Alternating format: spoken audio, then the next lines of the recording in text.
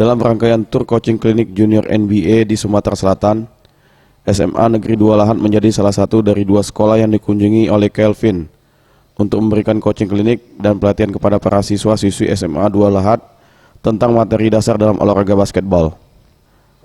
Dengan antusias, para siswa-siswi SMA 2 Lahat menyimak pelatihan yang diberikan oleh Kelvin di dalam lapangan basket.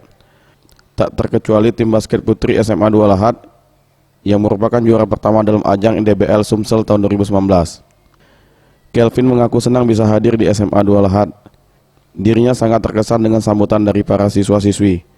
Selain itu, Kelvin juga melihat potensi-potensi yang dimiliki oleh beberapa orang siswi dalam olahraga basket di SMA 2 Lahat. This is one of the biggest school I've been to. I've been to Indonesia since 2014. I go to different places in Java Island. This is one of the biggest school, and the number of students when they welcome us is very huge, and they're very happy. It's just so bad because we're in the middle of the day. It's so hot, so the kids are like under the trees and on the shade. But Sementara itu, pihak sekolah SMA 2 Lahat berharap dengan kehadiran Kelvin, perwakilan junior NBA mampu menambah motivasi dan semangat para siswa-siswi dalam bidang olahraga bola basket khususnya. Tim Liputan, Sriwijaya TV.